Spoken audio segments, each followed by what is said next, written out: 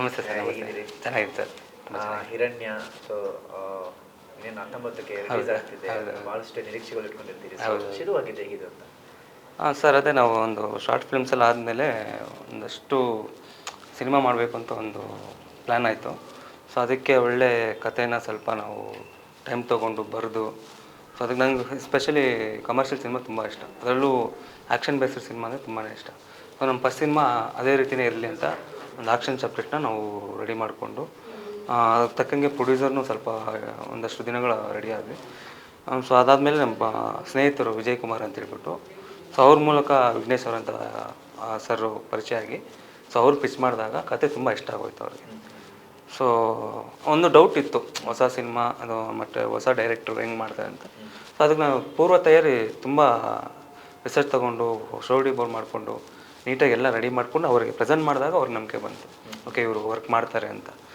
So ನಮಗೂ ಅದು ಬೇಕಿತ್ತು, ಯಾಕಂದರೆ ಸುಮ್ಮನೆ ಬ್ಲೈಂಡಾಗಿ ಹೋಗಿ ಒಪ್ಸೋದು ಅದು ರಾಂಗ್ ವೇ. ಸೊ ನಾವು ಈ ಥರ ಮಾಡ್ಬೋದು ಅಂತ ಅವ್ರಿಗೆ ತಿಳಿಸಿದಾಗ ಅವ್ರಿಗೆ ಆ ನಂಬಿಕೆ ಅನ್ನೋದು ಬರುತ್ತೆ. ಆ ನಂಬಿಕೆ ಬಂದಮೇಲೆ ಒಂದೊಂದಾಗಿ ಸ್ಟಾರ್ಟ್ ಆಗಿ ಇವಾಗ ರಿಲೀಸ್ ಅಂತ ಬಂದಿದೆ. ಅಂದರೆ ಸಿನಿಮಾ ಹೊರತುಪಡಿಸಿ ನಿಮ್ಮ ಹಿನ್ನೆಲೆ ಬಗ್ಗೆ ಒಂಚೂರು ಮಾತಾಡೋದಾದರೆ, ಸೊ ಏನು ಮಾಡ್ಕೊಂಡಿದ್ರಿ ಅಂದರೆ ಏನು? ಇಲ್ಲ ಸರ್, ನಾನೊಂದು ಡಿಪ್ಲೊಮಾ ಮಾಡಿಕೊಂಡೆ ನಾನು ಮೆಕ್ಯಾನಿಕಲ್. ಸೊ ಅದಾದಮೇಲೆ ಇದರಲ್ಲೇ ಫಿಕ್ಸ್ ಆಗೋದೆ ನಾನು. ಒಂದು 6 ತಿಂಗಳು ನನಗೆ ಜಾಬ್ಗೆ ಹೋಗಿರ್ಬೋದು ಅಷ್ಟೇ. ನಮ್ಮ ತಂಗಿ ಇದ್ಲು, ಅವಳು ಮದುವೆ ಮಾಡ್ಕೊಂಡು ಹೋಗ್ಬೇಕು ಅಂತ ನಮ್ಮ ಅಪ್ಪ ಅಮ್ಮ ಹೇಳ್ಬಿಟ್ಟಿದ್ರು. ಸೊ ಅವಳು ಮದುವೆ ಆಗಿದ ತಕ್ಷಣ ನಮಗೆ ಇಲ್ಲ ಇದರಲ್ಲೇ ಟ್ರಾವೆಲ್ ಆಗಬೇಕು. ಸೊ ಹಾಗಾಗಿ ನಾನು ಶಾರ್ಟ್ ಫಿಲ್ಮ್ಸ್ ಎಲ್ಲ ಕಲಿಯೋಕ್ಕೆ ಸ್ಟಾರ್ಟ್ ಮಾಡಿದೆ.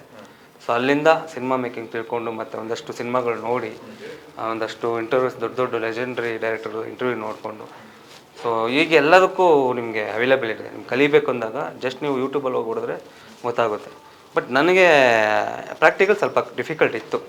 ನಾವೇನೇ ಒಂದು ಥಿಯರಿ ನಾವು ಎಷ್ಟೇ ಸ್ಟ್ರಾಂಗ್ ಇದ್ರೂ ಸೆಟ್ಗೆ ಹೋದಾಗ ಅಲ್ಲಿ ಒಂದಷ್ಟು ನಮಗೊಂದು 15 ದಿನ ಆಯಿತು ಎಲ್ಲರ ಹತ್ರ. ಯಾಕಂದರೆ 80 ಮೆಂಬರ್ಸ್ ನಾವು ಶಾರ್ಟ್ ಫಿಲಿಮ್ ಇದ್ದಾಗ ನಮ್ಮದೇ ರಾಜ್ಯ, ಈ ಕ್ಯಾಮ್ರಾ ಇಲ್ಲಿ ಇಡೋ, ಲೈಟ್ ಇಲ್ಲಿ ಇಡೋ, ಮಾಡು ಅಂತ ಹೇಳ್ಬೋದು. ಬಟ್ ಆ 80 ಜನ ಹ್ಯಾಂಡಲ್ ಮಾಡೋದಿದೆಯಲ್ಲ, ಅದು ನನಗೆ ಹೊಸದಾಗಿತ್ತು.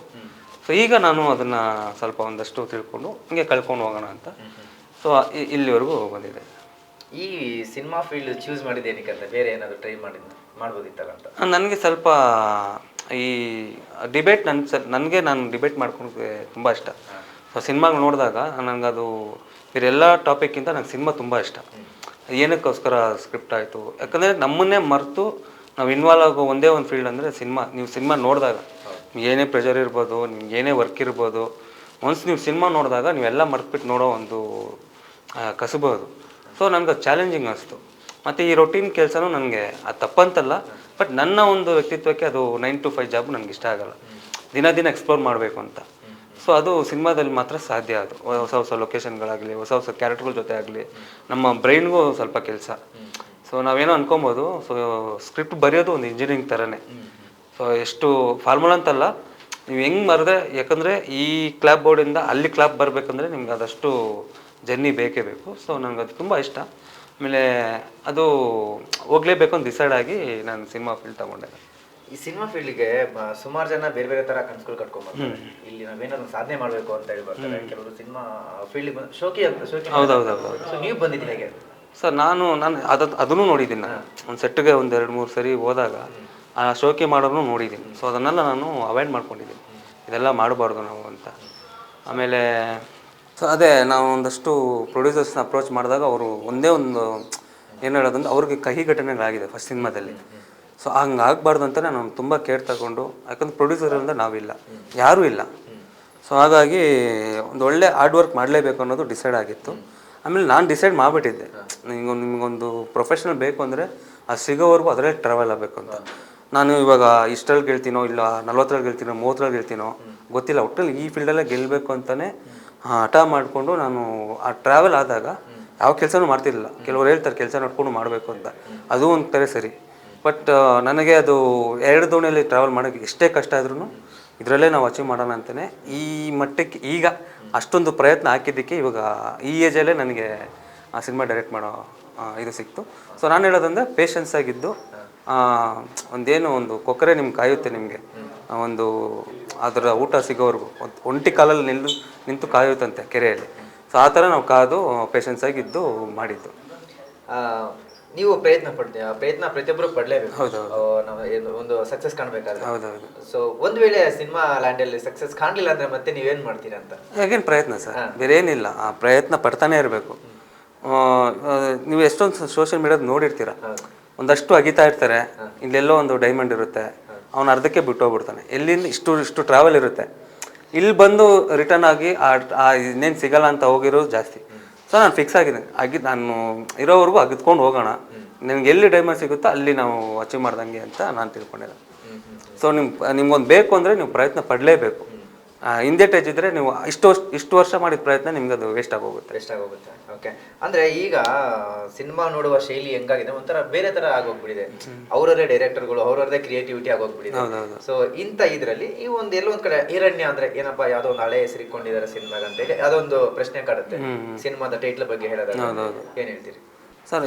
ಈ ಡೈರೆಕ್ಷನ್ ಅನ್ನೋದು ನೀವು ಫೋನಲ್ಲಿ ಎಡಿಟ್ ಮಾಡ್ಕೊಂಡು ಆ 30 ಸೆಕೆಂಡಲ್ಲಿ ನೀವು ಏನು ಬೇಕಾದ್ರೂ ಮಾಡ್ಕೊಬೋದು. ಅದೇ ನೀವು 30 ಅವರ್ ಫುಟೇಜ್ ತೆಗಿಯೋಳಕ್ಕಿದೆಯಲ್ಲ, ಅದು ಎಲ್ಲರಿಂದನೂ ಸಾಧ್ಯ ಇಲ್ಲ. ಅಂದರೆ ಆ ತರಬೇತಿ ತೊಗೊಬೇಕು, ಆ ಇಂಟ್ರೆಸ್ಟ್ ಇರಬೇಕು. ಒಂದು ಸಿನಿಮಾಗೆ 3-4 ವರ್ಷ ಕೊಡಬೇಕು. ನೀವು 30 ಸೆಕೆಂಡು ನೀವು 5 ನಿಮಿಷ ಕೊಡ್ಬೋದು. ನಿಮ್ಗೆ 30 ಅವರ್ ಫೋಟೇಜ್ ಬೇಕಂದರೆ ನೀವು 5-6 ವರ್ಷ ಕಾಯಬೇಕು. ಆ ಪೇಷನ್ಸ್ ಇದ್ದವರು ಎಲ್ಲರೂ ಬೇಕಾದ್ರೆ ಡೈರೆಕ್ಟರ್ ಆಗ್ಬೋದು. ಸೊ ಇನ್ನೊಂದು ಹಿರಣ್ಯ ಅಂದಿದ ತಕ್ಷಣ ಅದು ಹಳೆ ನೇಮ್ ಅಂತಲ್ಲ, ಒಂದು ರಾಕ್ಷಸ ನೇಮು. ಸೊ ಆ ರಾಕ್ಷಸಂದ ಹೇಳಿದಾಗ ಸುಮಾರು ಗ್ಯಾಂಗ್ಸ್ಟರ್ ಫಿಲ್ಮ್ ಬಂದಿದೆ. ಸೊ ಅದರಲ್ಲಿ ಏನು ವಿಭಿನ್ನ ಅಂದಾಗ ನಿಮಗೊಂದು ಆ ನೆಗೆಟಿವಿಟಿ ಜೊತೆಗೆ ಒಂದು ಪಾಸಿಟಿವಿಟಿ ಸೇರಿ ಟ್ರಾವೆಲ್ ಆದಾಗ ಒಂದೊಂದು ಫ್ಲೇವರ್ ಸಿಗುತ್ತೆ ನಿಮಗೆ. ಅದು ನಮ್ಮ ಹಿರಣ್ಯದಲ್ಲಿ ಸಿಗುತ್ತೆ. ಸೊ ಹಾಗಾಗಿ ನೀವು ಅದನ್ನು ಏನೋ ಒಂದು ಹೇಳಕ್ಕೆ ಬರ್ತಿದ್ದಾರೆ ಅಂತ ಸ್ಟೋರಿ ಏನು ಬೇಕಾದ್ರೂ ಹೇಳ್ಬೋದು, ಒಂದು ಸಿಂಪಲಾಗಿರ್ಬೋದು. ಆ 2 ಅವರ್ ಕೂನಿಸಿ ನಿಮ್ಗೆ ಕರ್ಕೊಂಡು ಹೋಗ್ಬೇಕಲ್ವಾ. ಇನ್ನೊಂದು ಏನಂದರೆ ನಿಮ್ಗೆ ಅಲ್ಲೇ ಒಂದು 3 ಸೀನಲ್ಲೇ ನೀವು ಈ ಕ್ಲೈಮ್ಯಾಕ್ಸ್ ಇದು ಹಿಂಗೆ ಟ್ರಾವೆಲ್ ಅಂತ ಗೊತ್ತಾಗ್ಬಿಟ್ರೆ ನಿಮ್ಗೆ ಆ ಮಜಾ ಇರಲ್ಲ. ಸೊ ನಮ್ಮ ಸಿನಿಮಾದಲ್ಲಿ ನಿಮ್ಗೆ ಹಂಗೆ ಆಗಲ್ಲ. ನೀವೇನೋ ಅಂದ್ಕೊಂಡಿರ್ತೀರ, ಅದು ಇನ್ನೊಂದೇನೋ ಆಗಿರುತ್ತೆ. ಇದೇ ಅಂದ್ಕೊಂಡಿರ್ತೀರ, ಅದು ಲಾಸ್ಟಲ್ಲಿ ನಿಮಗೆ ಎಕ್ಸ್ಪೆಕ್ಟೇಷನ್ ಇರಲ್ಲ. ಹಿಂಗಾಗಿದೆ ಅಂತ ಅನಿಸುತ್ತೆ. ಹಿಡ್ದಿಟ್ಕೊಬೇಕು ಅಂತಾರಲ್ಲ, ಅದನ್ನು ನಾವು ಮಾಡೋಕ್ಕೆ ಟ್ರೈ ಮಾಡಿದ್ದೀವಿ. ಮುರುಘದಾಸ್ ಅವ್ರು ಹೇಳಿದ್ದು ಅದೇ. ನಿಮ್ಗೇನಂದರೆ ಆ ಯೋಚನೆ ಮಾಡೋಕ್ಕೂ ಬಿಡಬಾರ್ದು. ಇವಾಗ ಎಲ್ಲರೂ ಬುದ್ಧಿವಂತರೇ ಪ್ರೇಕ್ಷಕರು, ಅಂಥವ್ರನ್ನೂ ಸ್ವಲ್ಪ ಯೋಚನೆ ಮಾಡೋ ಥರ ಮಾಡಿದ್ರೆ ನಾವು ಅರ್ಧ ಗೆದ್ದಂಗೆ. ಅದನ್ನ ಆ ಸ್ಕ್ರೀನ್ ಪ್ಲೇ ನಾವು ಮಾಡಿದ್ದೀನಿ ಅಂತ ನಾನು ನಂಬಿದ್ದೀನಿ. ನೀನು ಬಂದು ನೋಡ್ಬೋದು. ನೀವು ಅಂದ್ರೆ ನಾವು ಟ್ರೈಲರ್ ನೋಡಿದ್ರೆ ಸಾಕಷ್ಟು ಅಂದ್ರೆ ಪ್ರಶ್ನೆ ಅಂದ್ರೆ ನಮ್ಮಲ್ಲಿ ಉಟ್ಕೊಳ್ಳುತ್ತೆ. ಒಂದು ಮಗು ಮೇಲೆನೆಲ್ಲೋ ಒಂದು ಕತೆ ಏನ್ ಸರ್ ಏನ್ ಹೇಳಕ್ ಕೊಟ್ಟಿದ್ದೀರಾ ಸರ್? ಆ ಮಗು ಮೇಲೆನೆ ಸುತ್ತಾನೆ ನಡೆಯುವಂಥದ್ದು. ನಾನು ಅದನ್ನೇ ಹೇಳಿದ್ದು, ಒಂದು ಕತೆಗೆ ಒಂದು ಹಿಡಿತಾ ಬೇಕು, ಯಾವ್ದ್ರ ದಿಕ್ಕಿಗೆ ಅದು ಹೋಗ್ತಿದೆ ಅಂತ.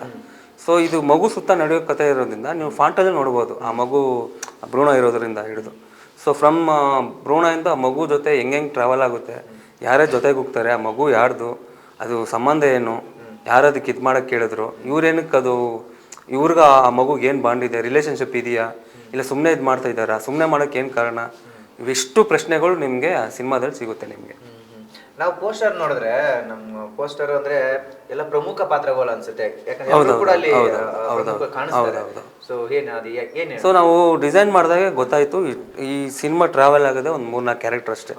ಹೀರೋ ಸರ್ ಇರ್ಬೋದು, ಮಗು ಇರ್ಬೋದು, ಹೀರೋಯಿನ್ ಮೇಡಮ್ ಇರ್ಬೋದು, ದಿವ್ಯಶ್ವರೇಶ್ ಮೇಡಮ್ ಇರ್ಬೋದು. ಸೊ ಇವರ ಒಂದು ಸುತ್ತ ನಡೆಯುವಾಗ ಇನ್ನಷ್ಟು ಪಾತ್ರಗಳು ಮಾತ್ರ ಇರ್ತವೆ. ಈ ವಿಲನ್ಗಳಿರ್ಬೋದು, ಮತ್ತು ಪೊಲೀಸುಗಳಿರ್ಬೋದು, ಕಾಮಿಡಿಯನ್ ಇರ್ಬೋದು.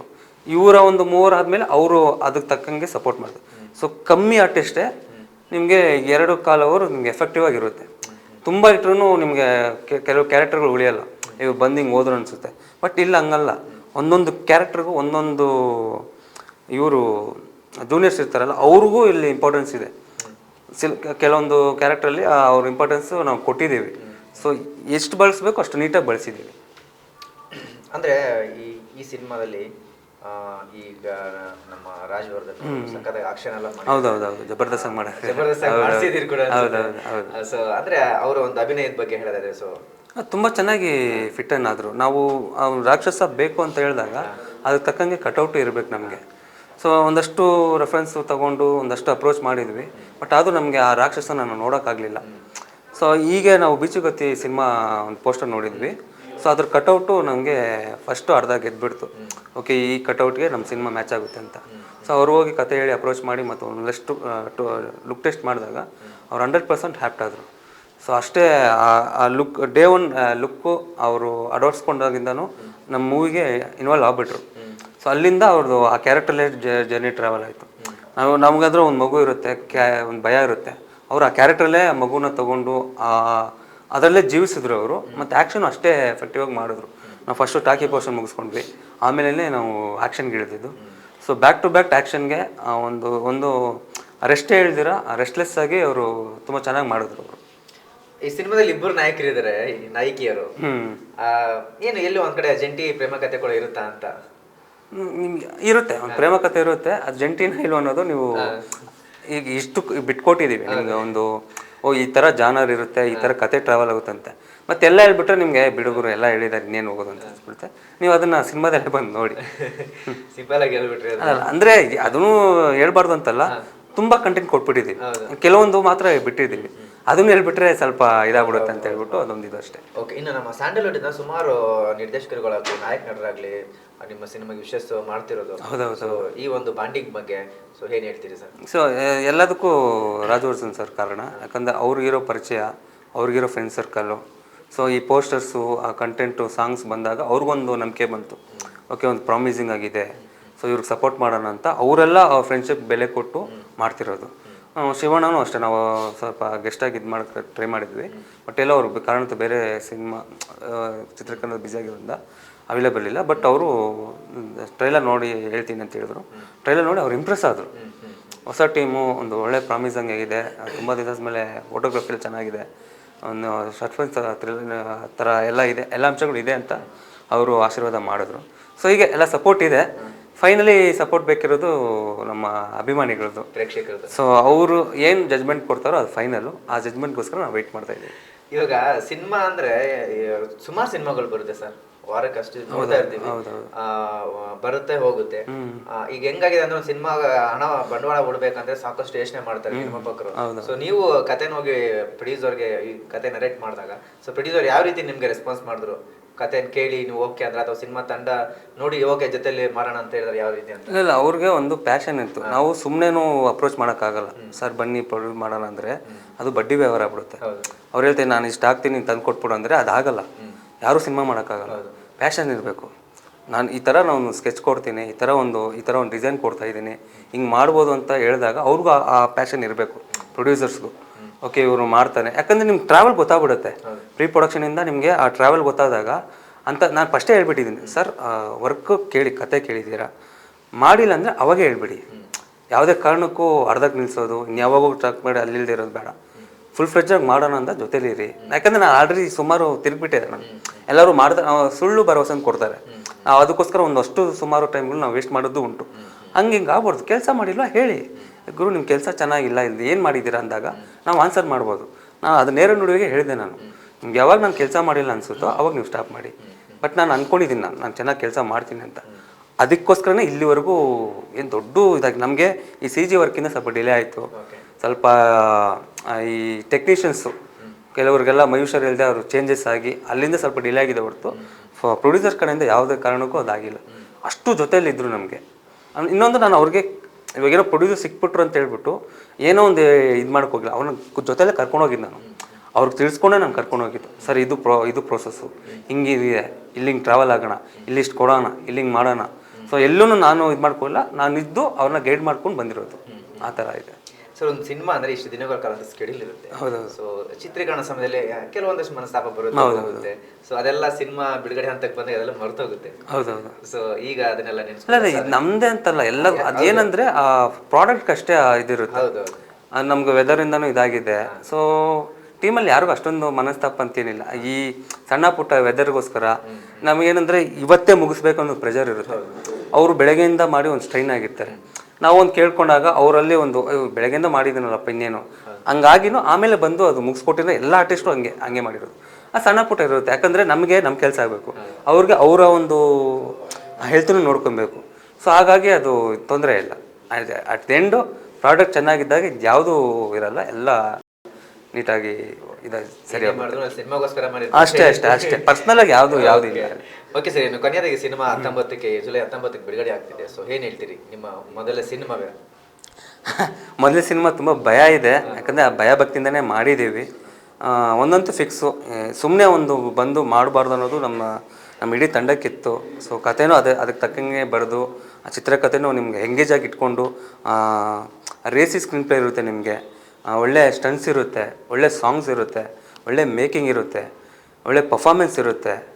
ಸೊ ಎಲ್ಲನೂ ಒಟ್ಟುಗೂಡಿ ಮಾಡಿರುವಂಥ ಒಂದು ಕಮರ್ಷಿಯಲ್ ಪ್ಯಾಕೇಜ್ ಕಂಟೆಂಟ್ ಸಿನಿಮಾ. ಒಂದು ಒಳ್ಳೆ ಸಿನಿಮಾಗೋಸ್ಕರ ವೆಯ್ಟ್ ಮಾಡ್ತಿದ್ದೆ ಗುರು ಅಂದವ್ರಿಗೆ ಈ ಚಿತ್ರ ತುಂಬ ಇಷ್ಟ ಆಗುತ್ತೆ. ಸೊ ಇದೇ 19 ಬನ್ನಿ, ನಿಮ್ಮ ನೆಚ್ಚಿನ ಚಿತ್ರಮಂದಿರಗಳಲ್ಲಿ ಕೂತು ಫ್ಯಾಮಿಲಿ ಸಮೇತ ನೋಡಿ ಎಂಜಾಯ್ ಮಾಡಿ, ನಿಮ್ಮ ಅನಿಸಿಕೆಗಳನ್ನು ತಿಳಿಸಿ. Thank you so much. Thank you sir. Thank you sir. Thank you.